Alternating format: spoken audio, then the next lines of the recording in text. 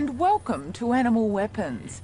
In this episode, we look at a rather different use of a weapon, not for securing prey or for defending against a threatening predator, but for purely social reasons. Of all weapons that are used in the fight for sexual superiority, it is an animal's horns which feature most often. The weapon of speed, however, is used for another fundamental cause, securing the next meal.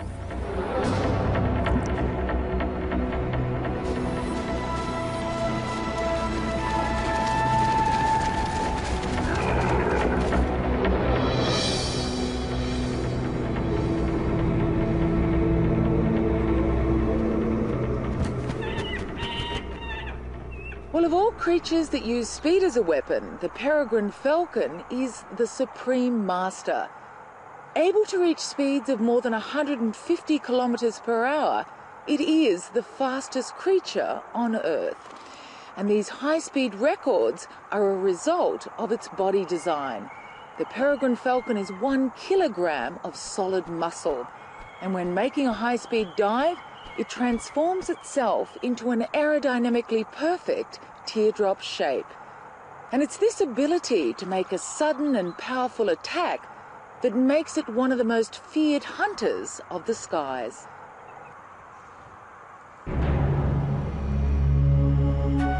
This king of the air displays one of nature's most magnificent designs.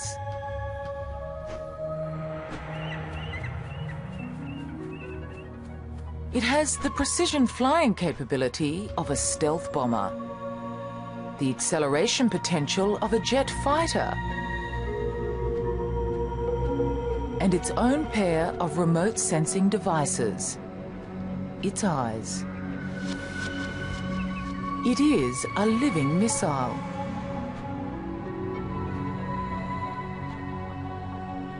Speed and precision enable a rapid descent on its target, but not without risk.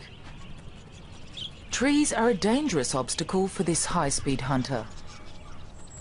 An accident would be fatal. For its prey, the cover provides the only safe refuge. To increase its chances of success, the peregrine hunts in open areas, ideally farmlands where native birds have become outnumbered by introduced species like the pigeon. In fact, pigeons have become its most important prey the world over. Pigeons are not easy pickings. They too are swift on the wing. In level flight, a pigeon can outrace a peregrine. But the peregrine's competitive advantage is the use of gravity. Making a vertical ascent is energy-consuming, but the peregrine has stamina as well as strength.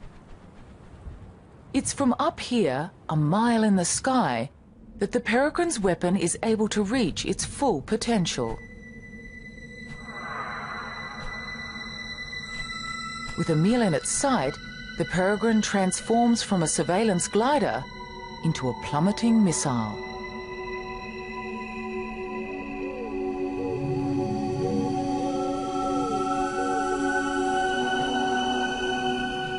By tucking its wings against its body, the peregrine minimizes air resistance and drops out of the sky in staggering style. At the final moment before impact, the falcon levels out and strikes talons first.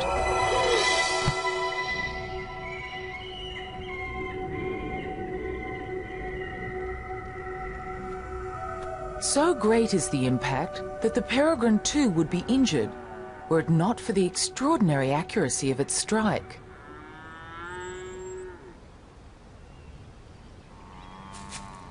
Despite their formidable speed and hunting prowess, only 1 in every 10 attacks results in a meal.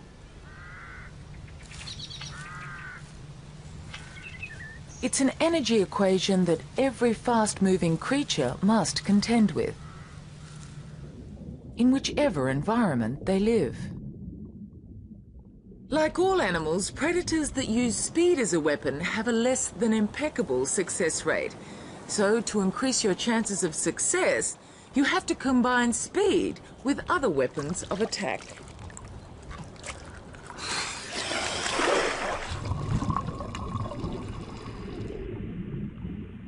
The stonefish doesn't look fast. It is one of the least streamlined of all fish. In fact, it rarely swims at all.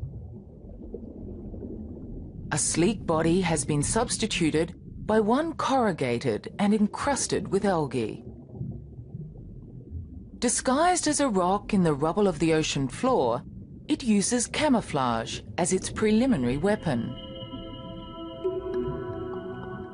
When suitable prey is within striking distance, it puts its conserved energy into one startling burst of speed.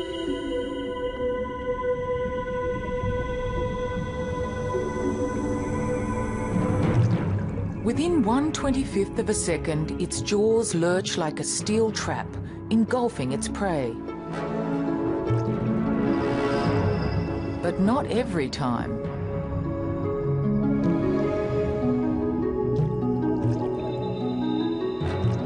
While not every strike is on target, the energy lost is less than that expended in a high-speed chase.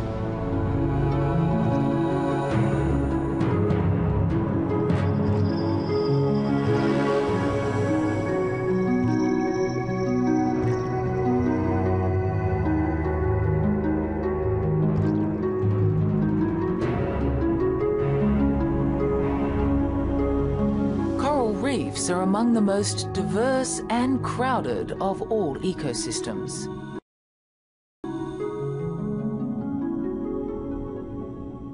It's here that you find an extraordinary array of weapons, each designed to compete successfully for a common food source and for highly sought-after available space. These coral reef shallows on the Great Barrier Reef are home to a killer that strikes with remarkable speed. Distantly related to the prawns and crabs, there are more than 400 species found the world over.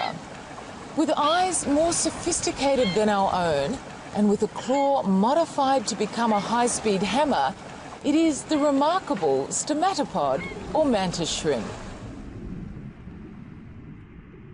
They are exceptional hunters, with forelimbs developed into highly specialized weapons to smash or spear their victims.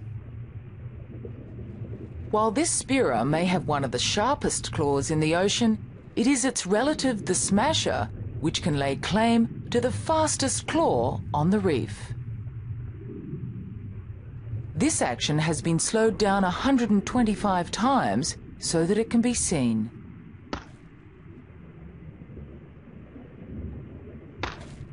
The smasher's claws function as high-speed hammers, cracking tough crab shells, opening up a food source that would otherwise be inaccessible.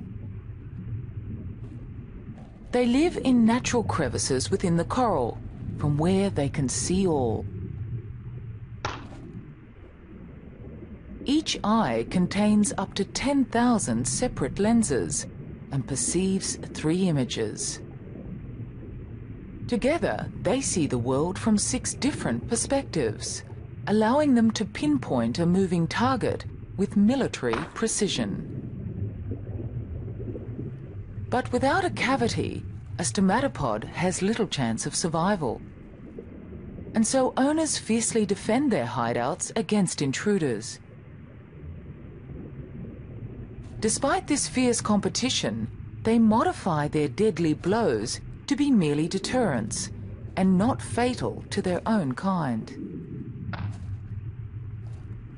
However, for securing prey, the stomatopod's weapon is used to its full potential.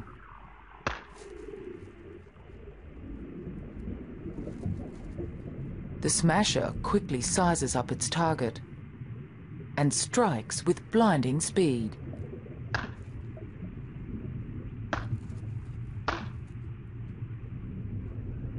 In less than 8 milliseconds, with a velocity of more than 1,000 centimeters per second, This creature's weapon packs a punch close to that of a small caliber bullet, making it one of the fastest movements known in the animal kingdom.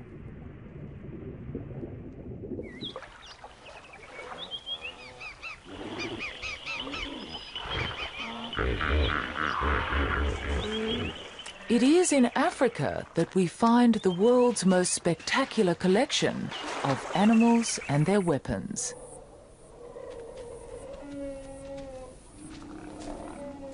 The grandest, the tallest, and in the case of the cheetah, the fastest on land.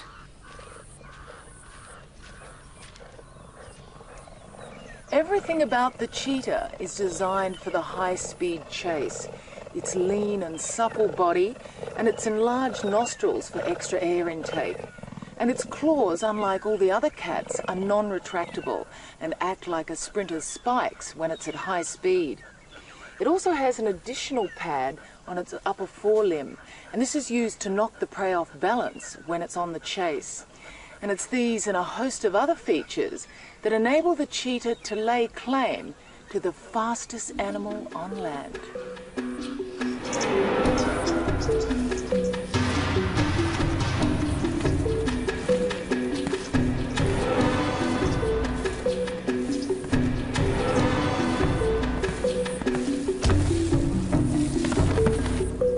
But speed is a weapon that comes at a price.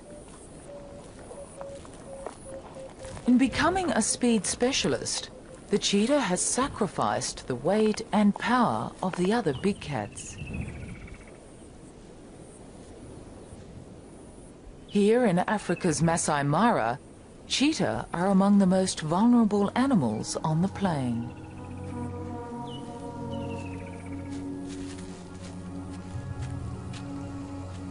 Cheetah are the lightweights of their league. They are only 1/3 the weight of a lion and easily overwhelmed by these super predators. Lions will kill cheetah whenever possible.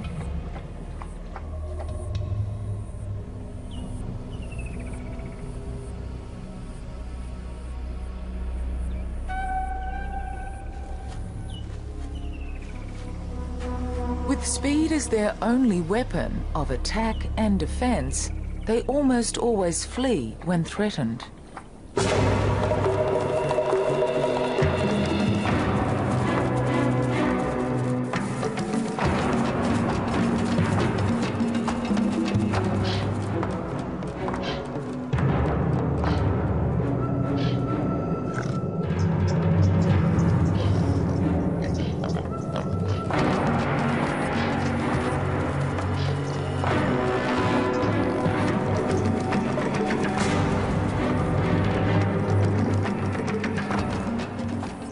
Cheetah are not even able to defend their young. This mother has concealed her cubs in a lair. But even there, they're not safe from the birds of prey. Despite these dangers, she needs to hunt. But hunting too is fraught with difficulty. At top speed, a cheetah's body temperature soars to 41 degrees Celsius. To sustain this temperature for over a minute or two would be fatal. Its valuable weapon has to be reserved for a short burst, and where there is a high chance of success. Here in the open savanna, her main prey is the Thompson's gazelle, the swiftest of all antelope. They are plentiful, but also wary. She must creep within 100 meters of her target if a pursuit is to be successful.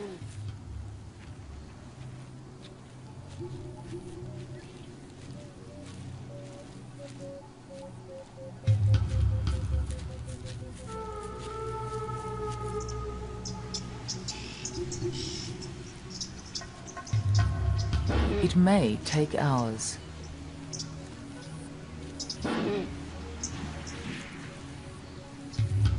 If noticed, she pauses and makes herself as inconspicuous as possible, patiently waiting for her next meal to be within that critical range.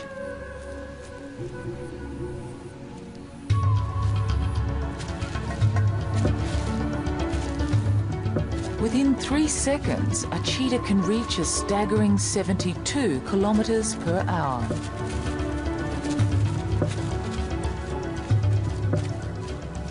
But energy conservation is of prime importance, and she must know when her chase is in vain. Less than half a cheetah's pursuits end in a kill. Her hunting time is limited, for with the fading daylight, lions will be on the prowl. Unsuccessful, she heads back to her cubs. But a dry season grass fire is an ominous obstacle. Insects flush from the flames don't interest her, but provide a banquet for yellow-billed storks.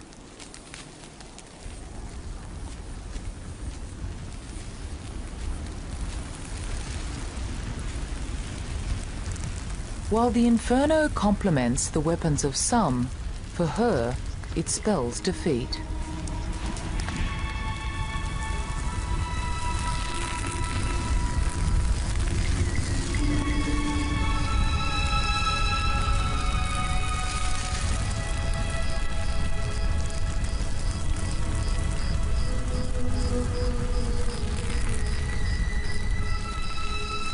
All big cats rely on cover to ambush prey.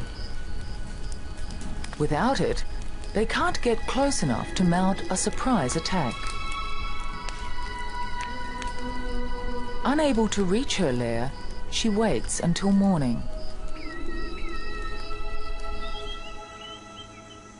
The next day, marabou storks search for burnt lizards and insects.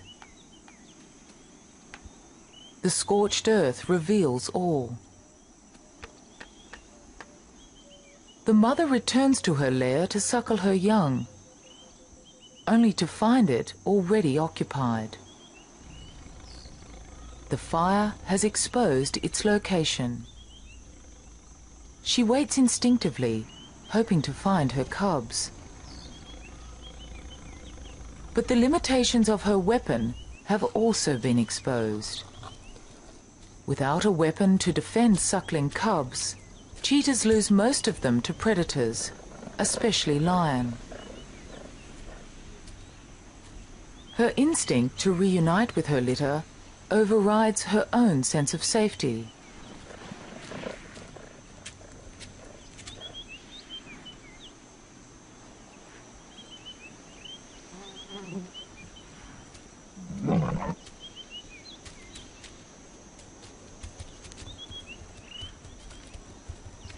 Unable to fight, she can only run.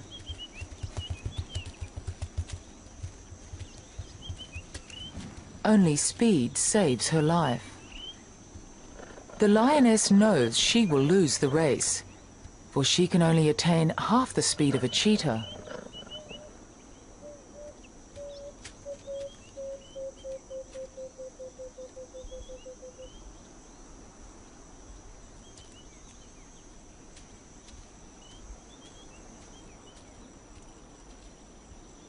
In the battle for hunting supremacy, the cheetah's weapon breaks all land speed records.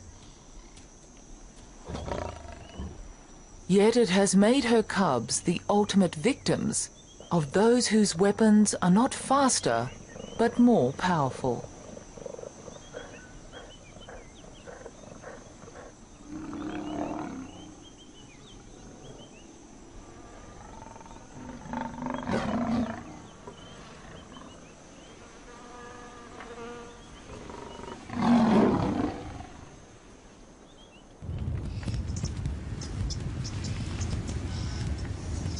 Of all animal weapons, Horns are among those that seem most obviously developed for attack and defense. Nowhere else on Earth parades such a battalion of horns as the East African savanna.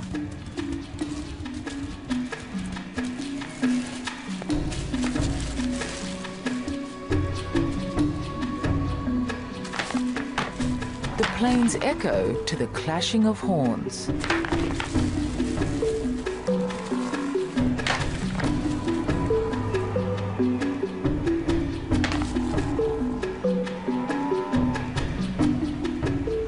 Most horns are permanent fixtures with a bony core and a coating of keratin, the same substance that claws, hair and hooves are made of. They are firmly attached to the skull and if snapped at the base will not regrow. But there are exceptions. Well, of all animal horns, those of the rhino are probably the most unusual. Firstly, rather than being positioned on the crown of the head, they're right on the nose. And secondly, they're made of compacted hair bound together. But they still function as a very effective weapon, not only for defending their young, but for fighting among themselves. Rhinos are not highly social creatures. And while a resident bull rhino will defend its rights to a particular female and to a favourite mud wallow, rhino horns are most often used in defence against predators. Especially by mothers with calves.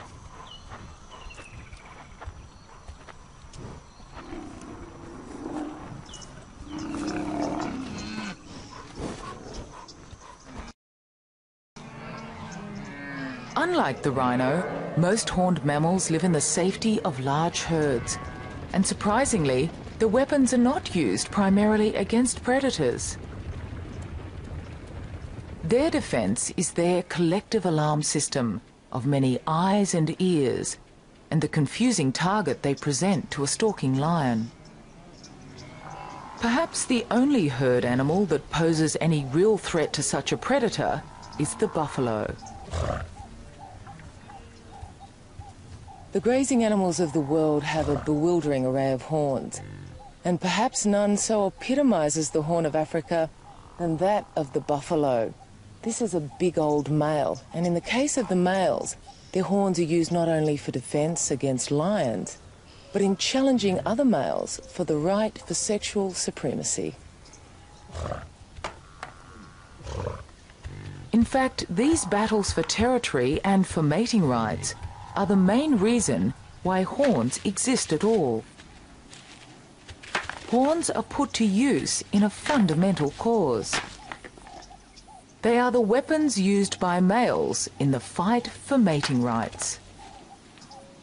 And at no time are they so spectacularly employed as during the breeding season. Battles like this are repeated year in and year out. Known as rutting, these rituals are prompted by a surge in hormone levels that are governed by day length.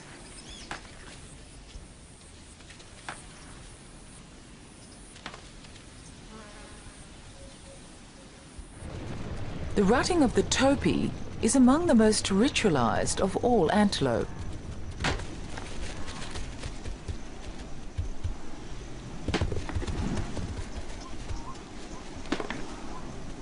In serious challenges where males are evenly matched, the animals drop to their knees and horns interlock.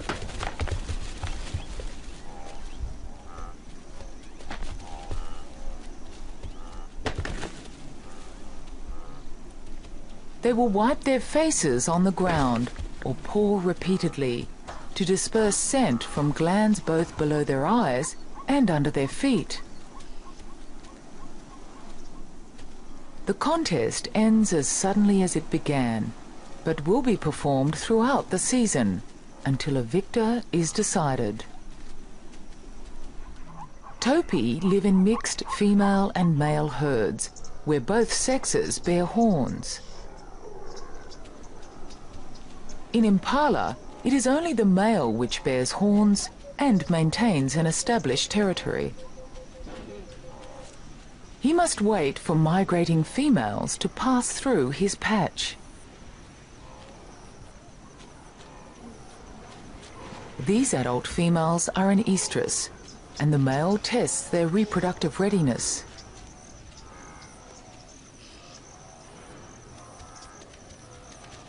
He mates with those that are responsive.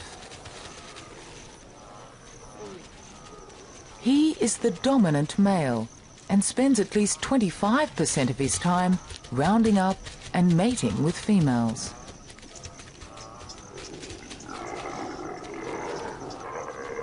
Not only does he need to keep females within his territory, he must also keep other males out, leaving him little time to rest or feed. Even recently weaned males are seen off,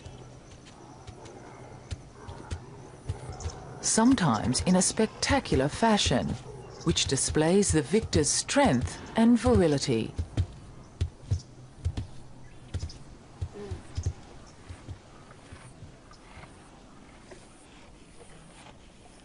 Well, giraffes too have horns, and even though they're the only animal which is actually born with horns, their horns are more for decoration than for attack and defense, because when it comes to fighting, giraffes really use their heads. While the horns of the giraffe are reduced and not a prominent weapon, their long muscular necks are an effective substitute.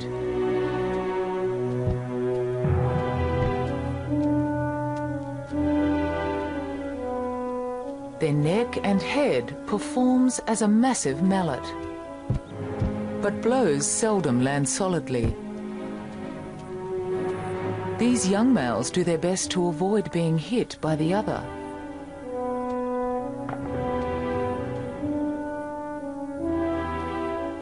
The force of a solid blow is staggering. Yet this gracefully ritualized display of aggression rarely results in serious injury. The heavier the skull and the wider the arc of the swing, the harder a giraffe can hit. Hence the advantage of size, height and weight, the key factors that will determine which male wins dominance and the right to mate with the females. The giraffe and antelope live among some of the most efficient predators on the planet. Yet their weapons are not designed entirely for their own protection or to secure their own food. It is the individual's contest to continue his lineage that determines the size, shape, and function of his weaponry.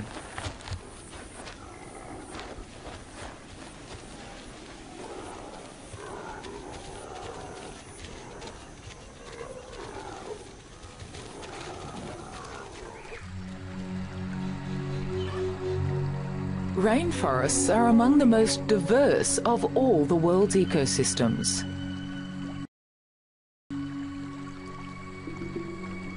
While the African plains are the arena of challenge for the world's grandest creatures, these Australian tropical forests are the battlegrounds of the mini-beasts.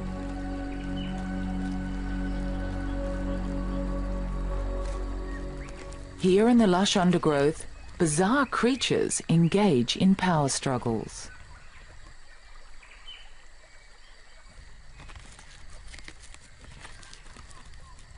For most of the year, they live solitary and relatively uneventful lives.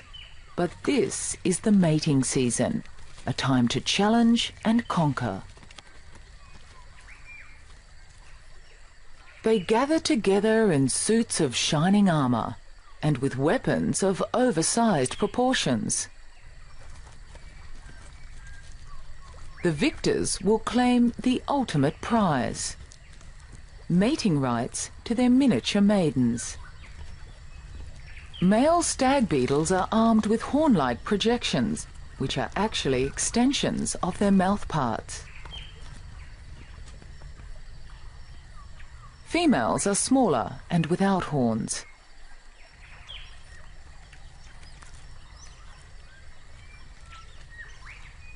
the presiding male has raised his antlers as a show of strength to the invading male.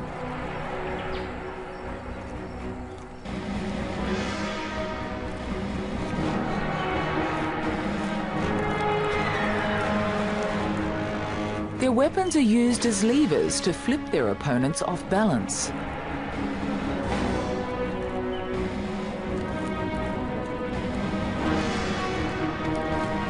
Those toppled to the ground are out of the contest, but will live to fight another season. The victor takes possession of his prize. Others, like the rhino beetle, have only one season to prove themselves.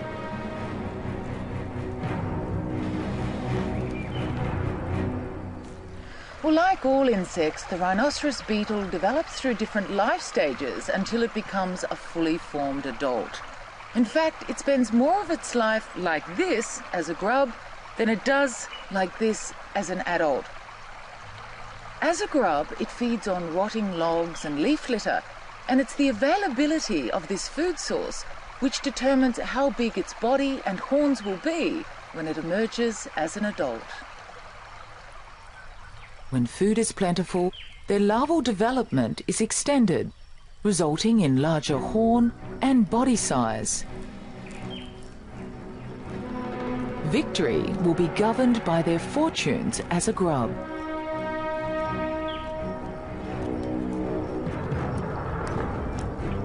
In most cases, large horns are the key to success.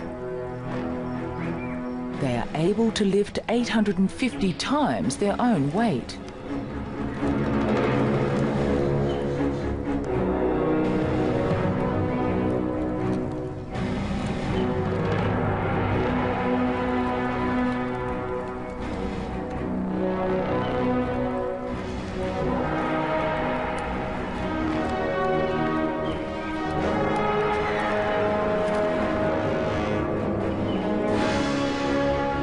But even in triumph, the victor must contend with his persistent competitors. Even as his paternity hangs in the balance. While the rhino beetles fight it out among themselves, another horned insect waits in hiding for a particular tree to fall before its battles can begin.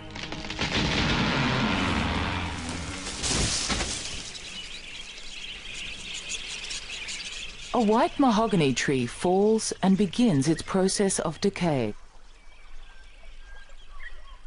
It exudes an odor that acts like a magnet for a rare and elusive little insect.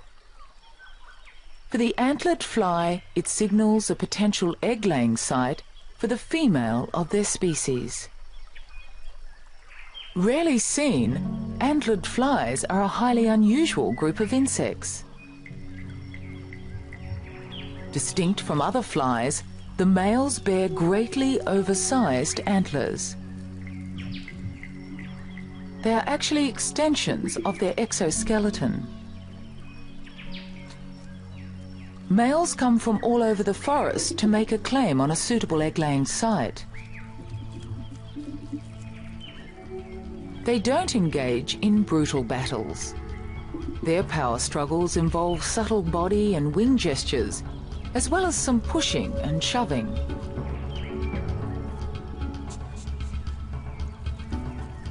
A male that is clearly inferior in size simply makes an appearance and flies off without a challenge. This is known as an intrusion. More evenly matched males linger, flick their wings, and sway their bodies. If two males are evenly matched, their posturing culminates in the interlocking of horns and head-on combat. They push against each other, their antlers interlocked, and rise up on the tips of their middle and hind legs. This usually only lasts for a few seconds before one of the males is overpowered and retreats.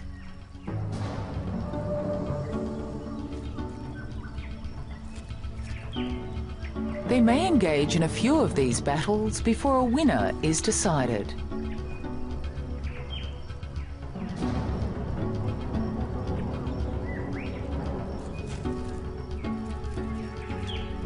Battles become complicated by the arrival of a female.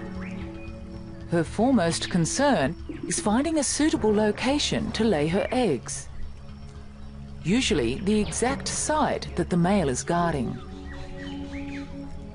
She may have already mated, but this doesn't stop the presiding male from mating with her again. But even while the pair are mating, other males make challenges.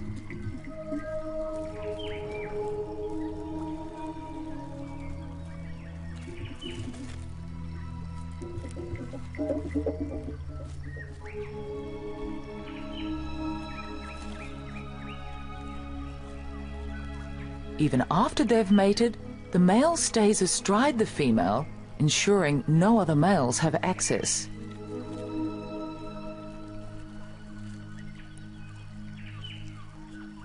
She inserts her ovipositor beneath the bark and lays her egg clutch. While she lays, the presiding male continues his guard. For the antlered fly, the size of his antlers are his passport to paternity.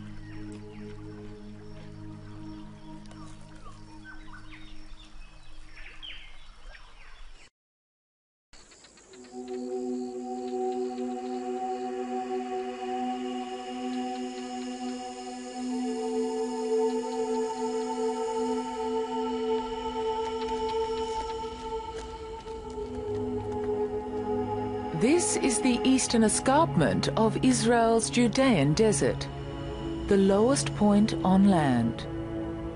And like any desert, it appears lifeless, but looks can be deceiving, for this is one of the favourite haunts of a wild species of goat known as the ibex.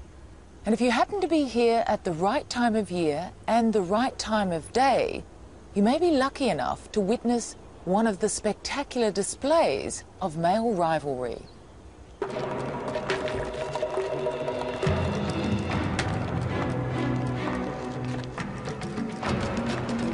These battles are among the most vigorous of any horned mammal. The force of a full horn impact is equal to 4 tons of pressure.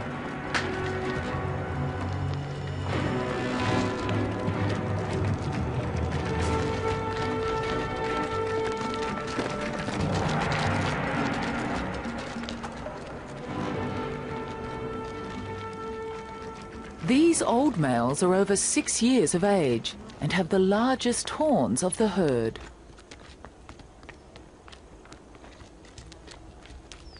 Facing backwards, their horns are clearly not used against predators. Their defense is their extraordinary agility. When threatened, they can escape into rugged and inaccessible terrain.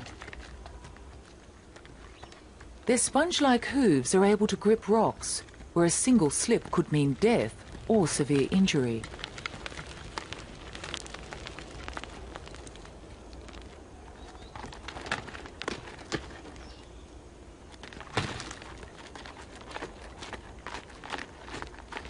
To fully appreciate how the ibex uses its horns as a weapon is to understand its breeding cycle.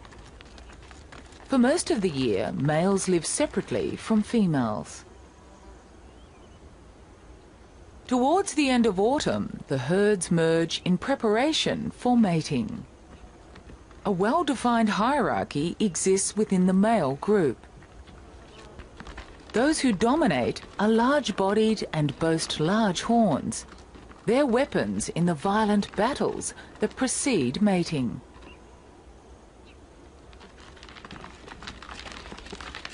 For ibex, large horns and exclusive mating rights can only be attained with old age. But this doesn't deter the younger males from trying to win over females.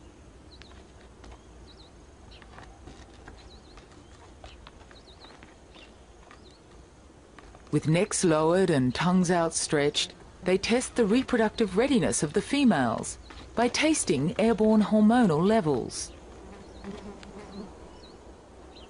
Females prefer to mate with old males and will ignore the approaches of those that are unsuitable.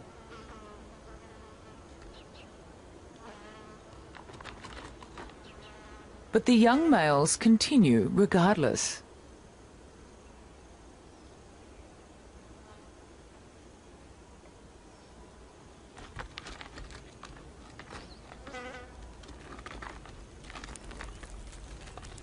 While ibex horns grow throughout life, they slow their growth on maturity and stop growing altogether in the breeding season.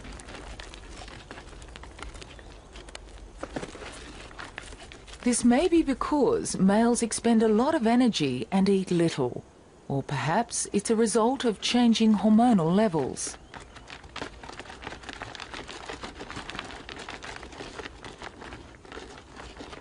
These females may have already mated and show increasingly less interest.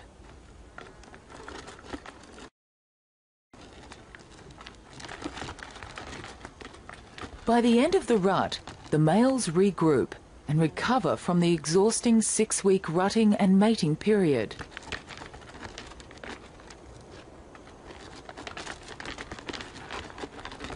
Yet throughout their lives, males continue to jostle. They will often gather together in a huddle to size up their opponent's horn size. While the old males need only to maintain their status, the young must establish a place in their upwardly mobile peer group. Young males engage in the most violent battles. They rear up to increase the impact of their assault. Ibex horns are designed in such a way that they both inflict offensive blows and deflect the blows of opponents. On contact, they twist their heads slightly to lessen the impact, which is taken on the strongest lower part of the horn. The bony ridges prevent the horns from slipping past each other and causing accidental injury.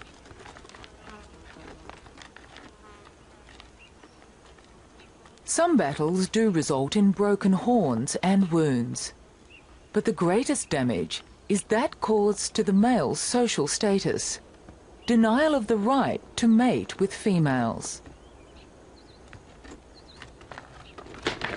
While old males engage in fighting more often, it is more ritualized and less energetic. They have the advantage of experience and use their weapons sparingly. Ironically, once old males reach their sexual zenith, they become the most vulnerable. Their heavy bodies and greatly oversized horns reduce their agility. This not only increases their chances of serious injury on the slopes, but also makes them prime targets for predators. They're forced to move with less speed and greater caution. While the success of their weapon now jeopardizes their own survival, they have ensured the proliferation of their own offspring. A dominant male's reign may only last a few seasons before one of his subordinates succeeds in taking the top position.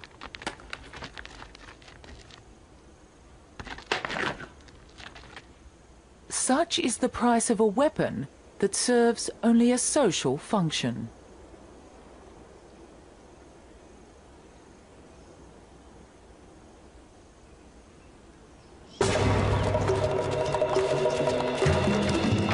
While the weapon of speed is used primarily for securing prey, horns play a completely different role in an animal's life, but one that is equally important.